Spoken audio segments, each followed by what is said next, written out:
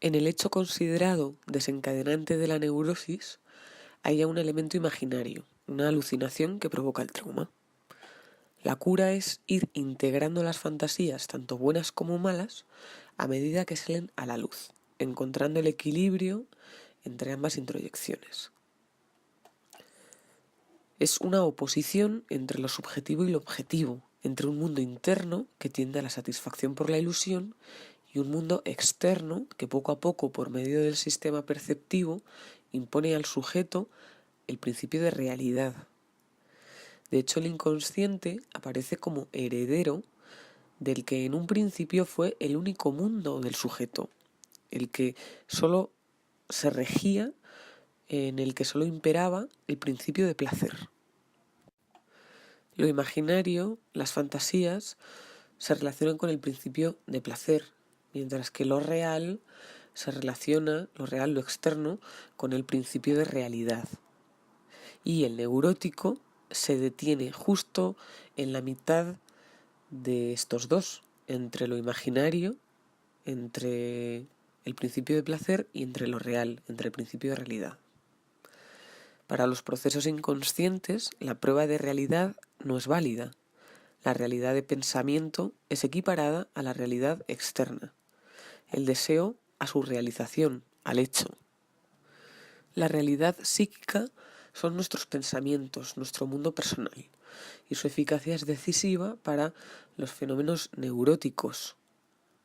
Nos movemos en lo imaginario, en lo subjetivo, pero lo subjetivo es nuestro objeto.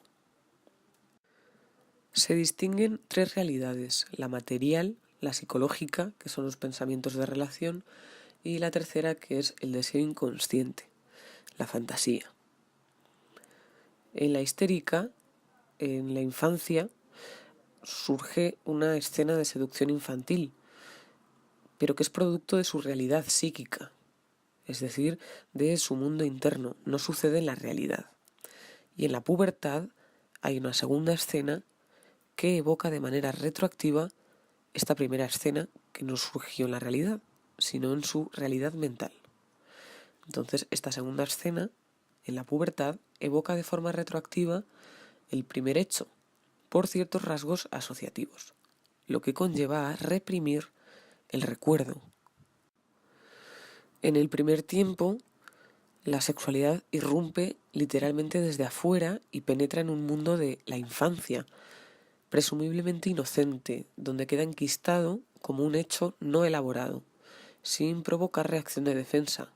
El hecho en sí no es patógeno. Y sin embargo, en el segundo tiempo, cuando con la pubertad se activa el fenómeno fisiológico de la sexualidad, surge el displacer cuyo origen se sitúa en el recuerdo del hecho primero. Es decir, que los síntomas de la histérica se originan en fantasías, no en hechos reales. La fantasía de seducción por el padre es en la mujer la expresión del complejo de Edipo. O lo que es lo mismo, en la teoría de la seducción, el trauma viene tanto del exterior como del interior. Del exterior porque la sexualidad le llega desde el otro, y desde el interior porque viene desde la reminiscencia en relación con la fantasía. Y el culpable de esto es el adulto, que introduce la pasión, el deseo, la prohibición, la culpa, el odio, en la ternura del niño. En esta línea, Ferenczi dice que la seducción sería un mito del origen de la sexualidad por la introyección del deseo, la fantasía y el lenguaje del adulto. Por lo que un recuerdo produce un efecto mucho más poderoso que un hecho en sí. Es decir, que la fantasía al final pesa más que la realidad. Sin embargo, Freud dice que no existe en el inconsciente ninguna señal de realidad, de manera que es imposible diferenciar la verdad de la ficción que ha recibido una carga afectiva. Por lo que sea real o fantasía, al final al inconsciente le da igual. Freud, cuando renuncia al trauma real como etiología de la histeria y a la escena de seducción, se da cuenta de que existe la sexualidad infantil. Y es que ya en el niño existe la pulsión sexual. La escena en la que el sujeto se describe seducido por un compañero mayor que él es en verdad solo un doble enmascaramiento, el enmascaramiento de que la fantasía pura se torna en recuerdo real y que una actividad sexual espontánea, activa, de masturbación, la transforma en una escena de pasividad. La fantasía es también un resultado del análisis, un término o contenido latente oculto detrás del síntoma y que debe ser sacado a la luz. Así, el síntoma pasa de ser el símbolo onémico del trauma a ser escenificación de fantasías. Por ejemplo, detrás del síntoma de la agorafobia podría haber una fantasía de prostitución, de ser una mujer de la vida. En la psicosis, en el primer tiempo se impone un elemento real no elaborado, no simbolizado por el sujeto, y que además opone un núcleo irreductible a todo intento posterior de simbolización. De ahí la ruptura e incluso el carácter catastrófico del segundo tiempo en la psicosis. Respecto a las fantasías originarias, una y otra vez surgen las mismas fantasías, con el mismo contenido. Y por su contenido mismo y por su temática, la escena primaria, la castración, la seducción, las fantasías originales connotan también esta postulación retroactiva, se refieren a los orígenes, aluden las fantasías originarias a los orígenes. Como los mitos, pretenden brindar una representación y una solución a los que para el niño son enigmas fundamentales. Es decir, que son una respuesta a los enigmas del niño.